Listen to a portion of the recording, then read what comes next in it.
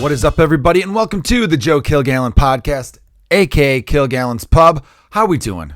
Are we doing well? It is a holiday week. It is a big week. Lots going on. Got a lot of fun things to talk about with you. Some cool shit to recap. But as always, I like to start off every podcast with a little bit of gratitude. And this is the time for gratitude. It's time for thankfulness. So I want to thank you, the YouTube subscriber, you, the Patreon subscriber. That's right. You guys listening right now, you're like, wait, there's a Patreon? You bet your dick there's a Patreon. And you can join it for as little as $3 a month. Go over to patreon.com/Joe Kilgallon for all the information. There's bonus content. There's cool little blog type things. Bonus podcasts, of course. All that good stuff can be right there at your fingertips. If you go to patreon.com/Joe Kilgallon, I'll throw the link in the description of the episode. Now, I made the announcement last week. Oh, by the way, thank you to all of you guys who support me in any which way that you do. Couldn't do it without you. All right, so last week I announced that the podcast will be exclusive to YouTube. I have to make an audio announcement, so maybe this part of the audio you'll be hearing, because I guess everyone who listens to the audio probably didn't get the message that it's now only going to be on YouTube for the time being.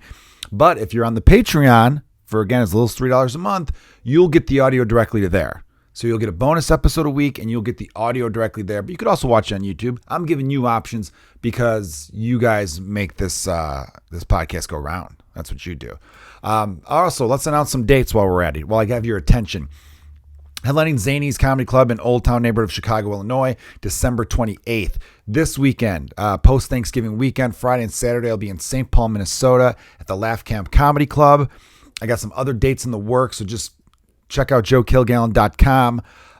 Arizona, friends, I will be doing my annual trip in March. Those dates are all but etched in stone. I'll give you the details once they're out. The links will be up, all that good stuff. So I hope to see all the good people I normally see whenever I do it. This will be my 4th year in a row doing Arizona, I want to say. Yes, it'll be 4 years. Holy shit, that's awesome.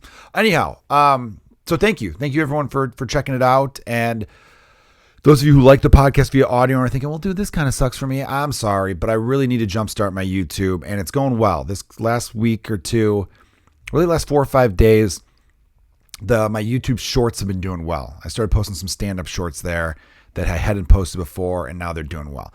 Anyway, if you're watching this on YouTube, you're probably like, dude, get to some fucking content. You're boring the shit out of me. I will. I'll get there. Last week, I started the podcast by talking about my Chicago Bears, the Monsters of the Midway, one of the most storied franchises in NFL history. Sadly, they've only won one Super Bowl, but won a lot of championships before that. They were, a pioneer of the NFL. They really were. George Hale's legend. Dick Butkus, one of the greatest football players of all time, one of the greatest names of all time. Dick Butkus. You have a name like that, you're going to be tough. You have no choice. Walter Payton, obviously one of the greatest all-around football players ever. That guy could do it all. Clearly one of the best running backs ever. Gale Sayers had the greatest game ever, 6 touchdowns in one game. A lot to love about classic Bears throughout history. This year, we are now 8-3.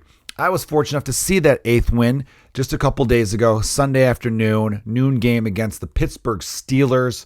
Two just tough cities, Chicago versus Pittsburgh, storied franchises. Obviously, the Steelers have won 6 Super Bowls, and yeah, good for you. But guess what? You lost when I was there.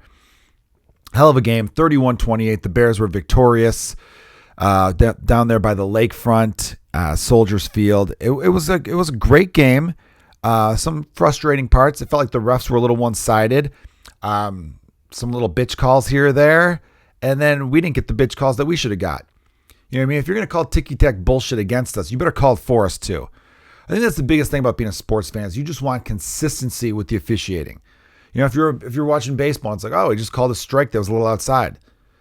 Call that the whole game and call it for both sides. No one will fucking freak out on you. No one will. They won't bat an eye. They'll be like, all right, he was consistent. That's what we want. Same with our officiating in the NFL. There was one play, I swear to God, where I was like, the corner barely, it was almost like he grazed his hand on the small of the wide receiver's back, and they called that pass interference. If anything, I called that flirting. We're doing flags for flirting now? I thought the NFL was looking the other way on some social injustice. Apparently not. So yeah, it was frustrating, but I enjoyed the game. It was the first Bears game I'd been to in a really, really long time. And yeah, shout out to some really cool people who hooked it up with a ticket. I don't need to name names. You don't need to be up in my business, everybody. But you know who you are if you're listening, and thank you. Anyway, here's my one gripe about being at a live NFL game. And I had this gripe when I was at the Chicago Bulls game. I hope this isn't a Chicago thing, but I don't think it is. I've gone to games across the country. Enough with this fucking shit where just listen, professional sports teams, nobody likes this in-between stuff you guys do. Hey, everyone, check out the Jumbotron, and we're going to annoy a bunch of fans and ask them stupid questions. Stop it. No one likes it. We really don't. Okay? Oh, yeah, the kiss cam could be fun here or there, I suppose, but they did this thing where they asked, okay, all right, we've got Susan from Joliet over here. Susan, name as many things as you'd bring to the beach in 25 seconds. And I said to everyone around me, like, why the fuck are we doing this? Why? Who wants this? It's a timeout. Can't I just talk to the people around me? Can I go take a leak without being yelled at by the fucking scoreboard? They think we have to just be constantly just throwing shit in our face. Like, all right, everyone, guess which helmet is hiding the ping pong ball. Hey, everyone, guess. No. Fucking no. Run some commercials. Like I'd see on TV. I'm fine with that. Snap into a Slim Jim. Here's a Snickers bar. Maybe you need it. You're hangry, Joe. Something like that. But I can't. It was so fucking annoying. It was the same at the Bulls game and everything else. It's like you want to do stuff during timeouts and quarter breaks and halftime. Throw some shirts into the crowd. Everyone likes that. Everyone likes a free shirt. Although you guys might want to adjust the sizes. Okay. Big people here in the Midwest. I saw some of those people were diving for shirts that I'm like, that's not going to fit around your ankle. All right. You almost tore your ACL for a t-shirt that wouldn't have fit you when you were in puberty. Like what's happening? It's not worth the risk. So they should be really sending out some big XXL type stuff. What's going on? Why is my phone going crazy? The phone was just vibrating like a motherfucker. All right, whatever. You ever get the Amber Alert on your phone? It makes you think, you get a little heart attack. I understand what they're doing. We should all be looking for this kid, but it starts going bzz, bzz, and you're just like, what the fuck? And you look and you're just like, all right, yeah. You know, I thought like we were getting hit by a nuke and everyone was telling me to duck. Not the case. So yeah, I don't like the in-between banter. Now I say that, and if the Chicago Bears or Bulls or Blackhawks were like, hey, we want you to be the guy, we're going to hire you to do this in between, periods and halftime and all that other stuff, then yeah, I'll sign the contract. I'm full of shit. I'm a liar. But yeah, I don't know. It bothered me. And I hurt my back because I was looking one way the whole time. So I was kind of twisted and my lower back is now, it's not good, everybody. I gotta take care of that. I gotta get into it. What's going on here? I got a sticker in my pocket. All right. Listen, guys, let's talk about Thanksgiving. Happy Thanksgiving to you and yours, wherever you may be listening or watching.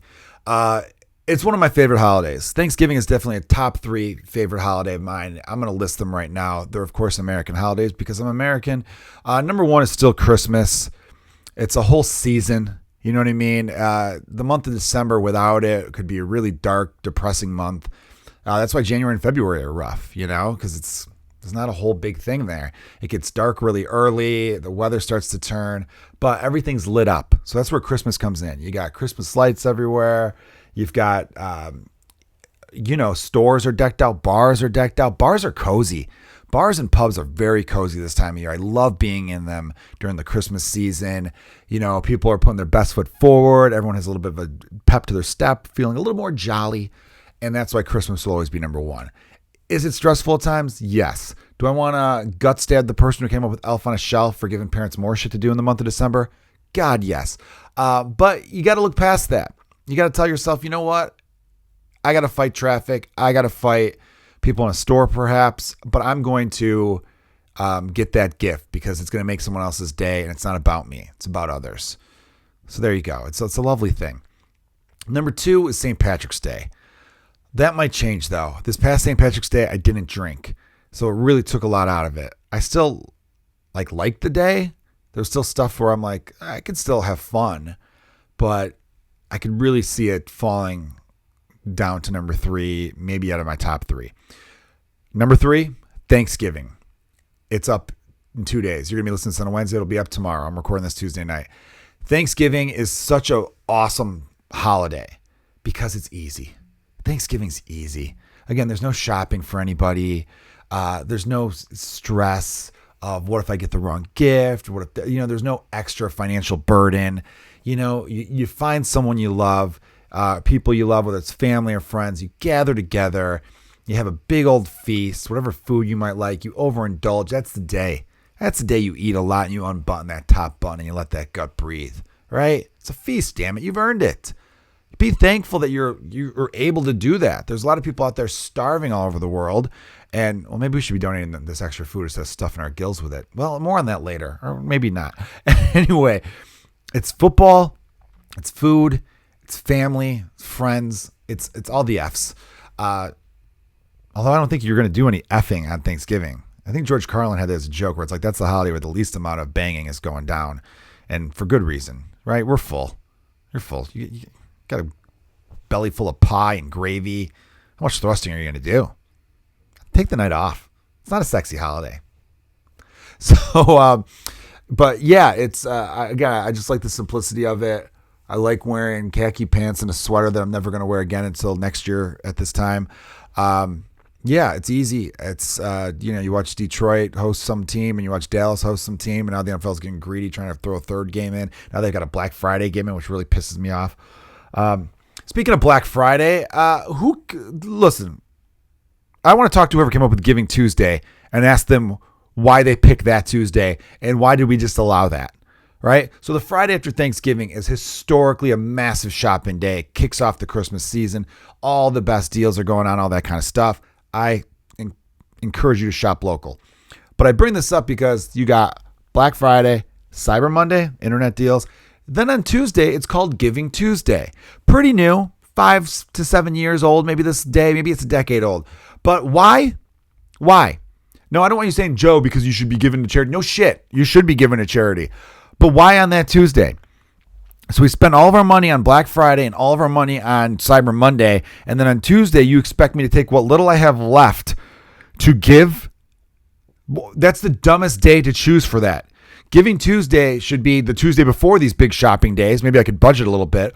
Or it should be like a Tuesday in January. How about the first Tuesday in January? That's Giving Tuesday, right? We've gained a paycheck or two back after the holidays. I don't understand this idea. There are stupid people amongst us that get to choose things without any of us having a say. Why wasn't there a debate? Why wasn't there a discussion? Why couldn't we vote on that? It's like whoever came up with the idea of we're going to work 5 days, have 2 days off. Done. Who decided that? That's horrible. That's not an even thing at all. It should be 4 days of work, 3 days off, or really 4 days off, 3 days of work, even better. Why were we doing it this way? And why can't we change it? Well, it's important to be productive because, you got to, no, you die at the end, fucking idiot. How about you enjoy yourself? How about you enjoy life a little bit? And if someone's listening and they're like, well, on my farm, I have to get this much. Well, then that's you. No one's saying you can't work 5 days a week if you want to.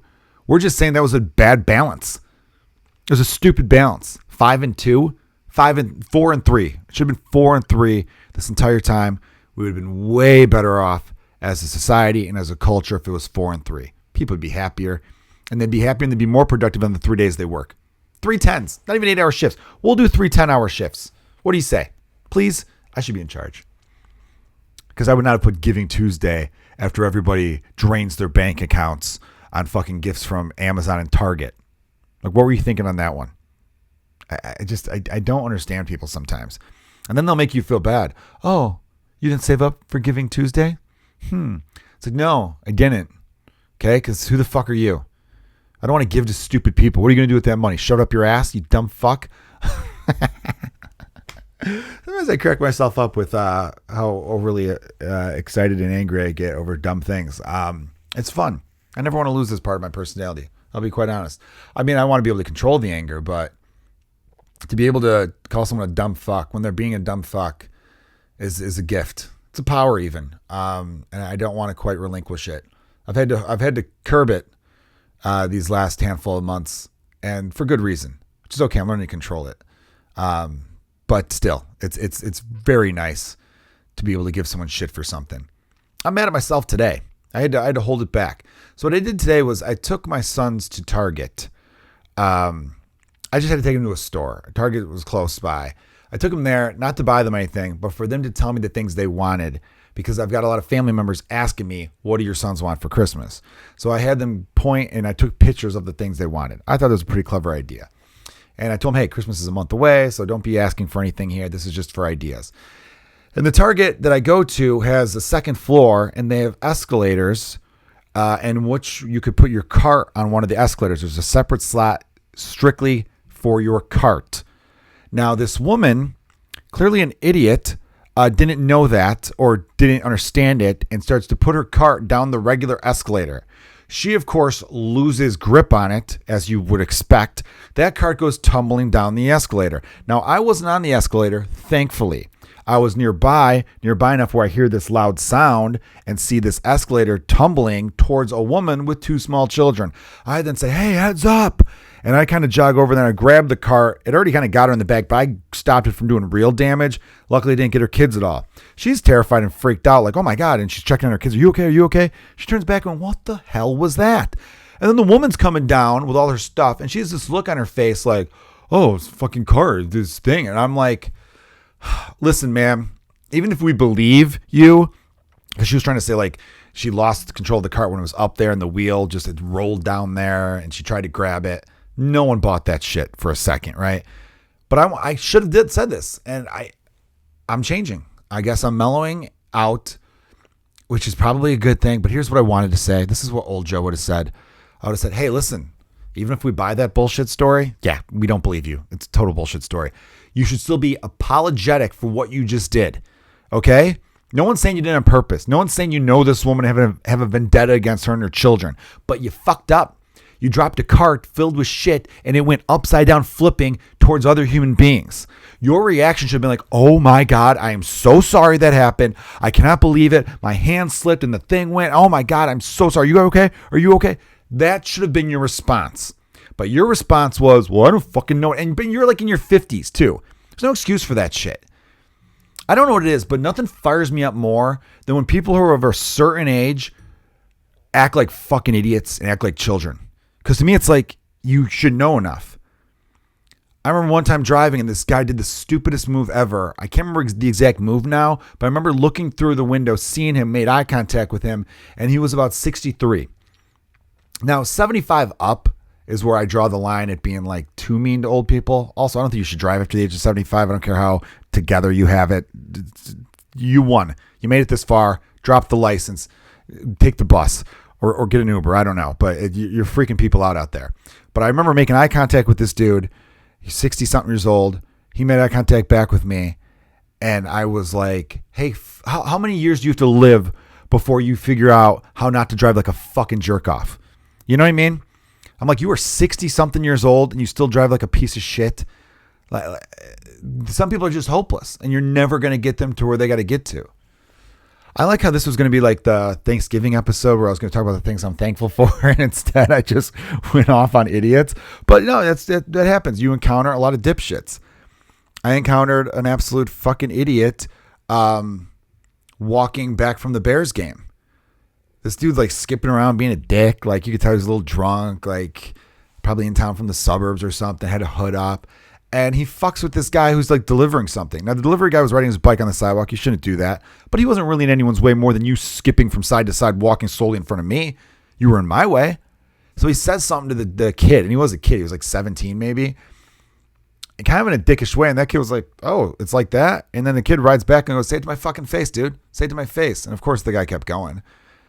And in that exchange, I remember being like, well, you're both wrong, but I'm on the kid's side. I'm on the kid's side because you didn't need to start shit with him. You were being a cunt first, right? Okay, so I made a little list here. It's on my notepad. I wanted to name 5 things I'm thankful for, this being the Thanksgiving episode. By the way, I got into it with a real idiot on Instagram today. I'll save that for next week. Maybe I'll call her out on the bonus podcast, but I'm not sure if I'll do that. All right, Thanksgiving. It's time for being thankful, right? Here's 5 things I'm thankful for. Number 1, my children. I hope you guys hear this one day. You won't even need to hear this because I'm always going to show you, tell you, prove to you that you 3 are the most important thing in my life. You guys really are my world. Number 2 on that is my family, friends, and fans. the more F's, right? Like, I've had a rough year, and I've had a support system that includes, again, I can't name every name, but the people who are in that support system, you know who you are, and you know how important you are to me. And, I'd be lost without you. I really would be. So I'm thankful to you. I'm thankful to stand-up comedy. I'm thankful for this podcast. I'm thankful for comedy in general. This all goes under the comedy umbrella. I don't know where. I'm a simple person, I realized. Like, family, comedy, like, I don't need a lot. I don't need much. I don't have expensive taste. I don't have expensive hobbies. I don't have complicated hobbies or anything like that, I remember one time someone asked me, all right, you win the Mega Millions tomorrow. What's the big lavish thing you're going to get? I'm like, I'd buy a house. Would I even get a car? I don't know. I like the car I have. I'm not a car guy. I would probably buy a better laptop with more space. So I don't have to delete shit every week. But I wouldn't go crazy. You wouldn't know it.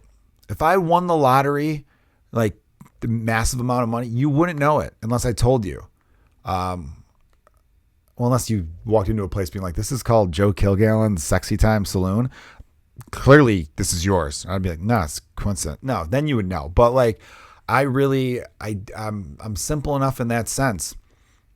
I'm not knocking people who have exquisite taste or whatever. Like, you do you. But no, I'm very grateful for the privilege. It's a privilege and an honor and an unbelievable thing that I admit I will take for granted sometimes, and I really get mad at myself when I do. But I love stand-up comedy. Watch 2 weeks from now, I'm gonna go, I hate stand-up comedy, which I do. You do that sometimes. You the things you love, you get disappointed, and you start to say things that you just don't mean. But you're ranting. You're fucking ranting. I'm sure everyone's had a thing that they love to death that they're later like, fuck that. Brought me nothing but grief. But no, I love what I get to do. I love that I still have enough hair. I still have hair. It's not as good as it was 4 or 5 years ago, but they say whatever hair you have at the age of 40 is the hair you're going to have for most of the rest of your life. So I'm covered. I'm good enough. I'm happy with what I got. Not that hair is everything, my bald friends who are listening, but I've gotten some compliments over the weekend, and I felt like, you know what, I'm going to say I'm grateful for that. And you know what else I'm really grateful for about myself as a person? Sometimes you have those moments where you're like, fuck, I've made some bad decisions and I've done some dumb things and bad things. But here's where I know I'm a good person. Besides the obvious that pets love me, but I know I'm a good person because I want to be good. And when I do fuck up, it royally affects me. And all I want to do is erase it. And then you can't. And so that's where I have problems, like internally, you know what I mean? Like that's where I really struggle and fight my demons, so to say. But I half the books I read or purchase are things to improve myself, whether it's books about forming good habits or just books about, having a positive mindset. Whenever I get the chance, I really do want to hook friends up with things to help their lives. If I could go out of my way for someone, I try my best to do that. Whenever I get opportunity in comedy, I always ask, hey, can I bring any openers to extend that opportunity? Because I was fortunate enough to have people extend that opportunity to me. So while I'm at it, might as well give shout out to those comedians, guys like Hannibal Buress and Steve Byrne and Roy Wood Jr., Lisa Traeger, Mateo Lane, Megan Gailey. There's been some really awesome. I'm sure I'm missing a few names, and to those people, I'm sorry, but I've been very fortunate in that regard. So I never want to forget that, and I always want to pay it forward whenever I can. That's the thing about human beings. None of us are perfect. None of us ever will be. Some of us could be the best person around for most of our lives and then have a really, really awful year to 18 months. I'm not talking about myself. This is a lot of people. And when that happens, I think that happens to everyone. People lose their way. People, we get lost, right? So what I look for is the people who want to fix that, who want to get better, who want to change. As long as you want that, as long as you're looking for ways to do that and improve and make amends and try to be the best version of yourself so you can be the best to everyone around you and those you love, then fuck yeah, man, you're on my team. I'll go to bat for you. I'll have your back because that's what I look for. All right, enough of this sappy shit. I got sappy at the end of the pod. But again, happy Thanksgiving to you and yours. I hope you have a great time. And to all those people who choose to use this time to remind everyone of the atrocities committed toward the indigenous people of the continent of North America, take a break. Take a day off. We know. But that's not what this day is anymore. This day really has become a family holiday, a friend's holiday, people you love, being thankful and giving thanks and being reminded of, like, that's why it's a basic holiday. That's why you don't see people going crazy decorating their houses. You know, I mean, people decorate like crazy for Halloween and for Christmas, of course. Thanksgiving, not so much. It's the simplicity, because what it comes down to is to be grateful for the little things, to be thankful and to give thanks. Yeah, I know it started. We know. We know. Okay? Do it the other 364 days a year, because you're not connecting to anybody. You're not. You're just fucking annoying. Yeah, no one's seeing that. No one's like, just, oh, God damn, that was great. The turkey, the stuffing, the mashed potatoes. Oh, God, those crescent rolls, fantastic this year. I need a little break, and then I'm going to get after that dessert table. Trust me. But first, let me go on the internet. Oh, my God. Hold on. Hey, put that fucking pie down. You put that fucking pie down. According to this person who looks just the worst, I could just tell that I would not like this person had I met them in real life. But according to them, the country of the United States of America did some horrible things to the people that were here first. And we need to not enjoy ourselves ever again. Did you know that?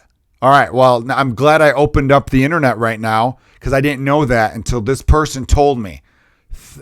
I almost had a nice night. I almost had a wonderful day with the people I love. But thank God for this fucking piece of shit loser who has nothing going for themselves and just likes to be a contrarian little fuck. Thank God they told me what was going on.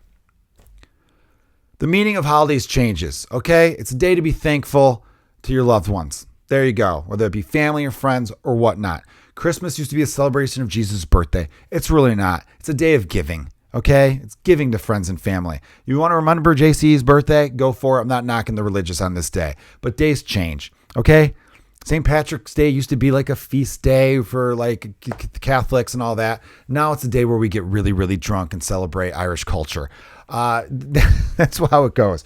Irish American culture, I know. We don't eat corned beef in Ireland. I don't know where that fucking accent came from. I think I was thinking about hillbillies before, and then it came out that way. Anyway, sorry, my back is on fire again, like I mentioned earlier in the podcast. So I love you. Thank you for listening. And as always, cheers.